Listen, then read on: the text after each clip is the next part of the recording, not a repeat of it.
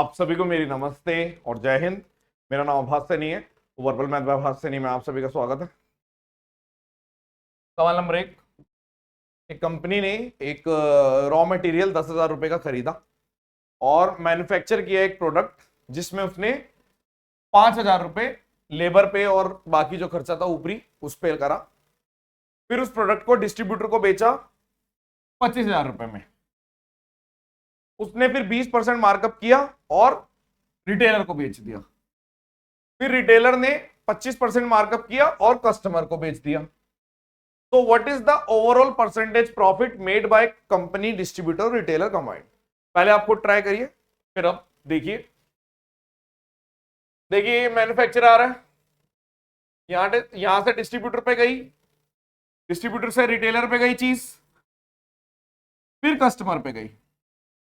यहां पे वो 15K की थी, क्यों? क्योंकि 10,000 और 5,000, 15K की वो चीज तैयार हो गई, 15K। यहां पर वो 25K की थी। अब 25K की इसने इसको बेची। अब इसने क्या किया, 25K की चीज पे 20% मार्कअप कर दिया, यानी उसको 120% बना दिया। फिर ये यहां पहुंच गई। अब रिटेलर ने क्या किया, जितने का भी था उस पे 25% का मार्कअप कर दिया, यानी उसको 125% बना दिया। तो मैं इसको 6/5 और 5/4 भी कह सकता हूं, क्योंकि 20% की वैल्यू होती है 1/5। तो 20% से कोई चीज बढ़ाना, 6/5 से मल्टीप्लाई करना एक ही बात है। और 25% की वैल्यू होती है 1/4। कोई चीज 125% बनाना या 25% से बढ़ाना एक ही बात होती है, या फिर उसको 5/4 से मल्टीप्लाई करना। तो ये चीज हो गई। तो आपने बोला 5 से 5 काटा, यहाँ पे 3 और 2, यानी कि यहां तक आते आते वो 25 या 75K/2 की हो गई। यानी ये चीज 75K/2 की। यानी कितना ओवरऑल, कोई चीज 15K से 75K/2 की हो गई। तो मैंने बोला 75K/2 की हो गई 15K से 5, यानी कोई चीज 2 से 5 हो गई तो कितनी बढ़ गई, 3 बढ़ गई। कितने पे, 2 पे, इंटू 100। यानी सीधा आप बोलोगे 150% ओवरऑल प्रॉफिट। ठीक है, मैच किया आपका या नहीं? लैंग्वेज अच्छी लिखी हुई है।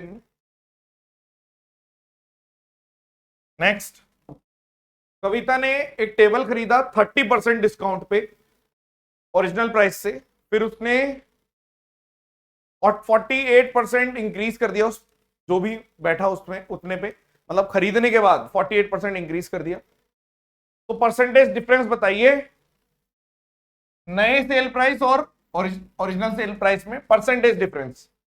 और अगर ओरिजिनल दे रखी है तो वैल्यू, मान लो ये लाइन नहीं लिखी हुई, मैं मान लेता हूं ओरिजिनल था 100%। 100 की चीज 70% पे मिल गई, क्योंकि 30% का डिस्काउंट है। 30% का डिस्काउंट का मतलब है कोई चीज आपको 70% पे मिल गई, यानी 7/10 पे मिल गई। अब फिर इतने की आपको मिल गई, यानी कविता को इतने की मिल गई। अब कविता ने उस पे 48% इंक्रीज कर दिया, यानी उसको 148% बना दिया। तो इधर से एक आठ दो 7, 7 56, 5, 7 चौक 28, 3 और 3 और 10/10, यानी कि कोई चीज 103.6 हो गई 100 से। तो 3.6 एक ही ऑप्शन है। अब इसने अगर ये बाद की लाइन दे दी तो मैं कह सकता हूं कि भाई 3.6% ऑफ ओरिजिनल प्राइस भी निकालना है तो भी निकल जाएगा, जो भी आ रहा है 288। तो ये हलवा सवाल था। फिर से देखो क्या किया हमने मान लिया कि ओरिजिनल प्राइस था 100, वो चीज मिली आपको 7/10 पे, यानी कि 70% पे मिल गई, कि 30% का डिस्काउंट था। फिर उसको आपने 48% से बढ़ा दिया। तो ओवरऑल अगर हम ध्यान से देखें तो वो चीज मेरे को 103.6 की मिल गई। तो कोई चीज 100 से 103.6 की मिल गई, यानी 3.6% का प्रॉफिट है। ओवरऑल डिफरेंस, डिफरेंस कह सकते हो डिफरेंस।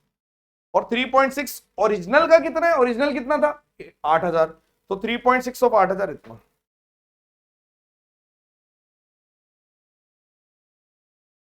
रवि ने एक लैपटॉप बैग रीता को बेचा कितने में, और विनय को बेचा कितने में, कॉमा होगा परसेंटेज प्रॉफिट, जो सेलिंग मतलब जो प्रॉफिट परसेंटेज उसको रीता को बेचने पे हुआ वो बराबर है जो लॉस उसको विनय पे बेचने पे हुआ। ठीक है, तो देखो ये तो वही बात हो गई कि अगर एसपी दे रखा है पहले वाले का और दूसरे वाले का भी एसपी दे रखा है, आपको SP1 और SP2 दे रखा है, दो तीन मेथड है। एक तो ट्रेडिशनल मेथड है कि सीपी इक्वेट कर दो, कि भाई सीपी इक्वेट कर देते हैं कि भाई एक तो 1920 और मान लो प्रॉफिट हुआ पी का, और एक 1280 मान लो लॉस हुआ एल का। अब ये दोनों बराबर है तो आप कह सकते हो कि एक्स की वैल्यू 1920 माइनस 1280 डिवाइडेड बाय 2, यानी ये कितना हो गया,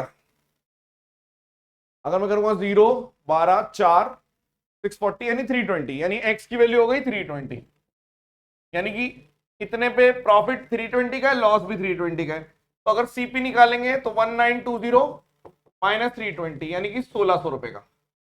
इसका एक शॉर्टकट भी होता है कि डायरेक्ट अगर आपको सीपी निकालना है तो दोनों का एवरेज 1920 का प्लस 1280 का एवरेज, तो आप बोलोगे कितना आ गया 2200 का आधा 1600, तब भी सीपी आ सकता है। तो ये ट्रेडिशनल है, स्मार्ट है।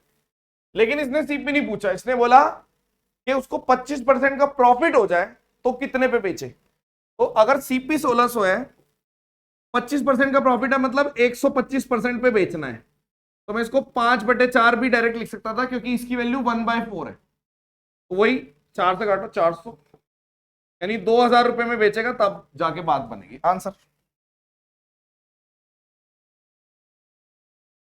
एक ग्रोसरी वाले ने दो तरीके की चाय पत्ती को मिक्स किया, एक 300 रुपए पर केजी है, एक 160 पर केजी है।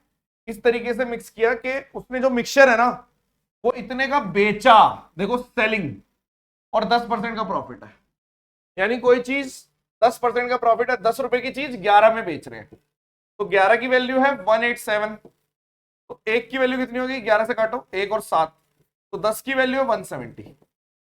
तो कोई चीज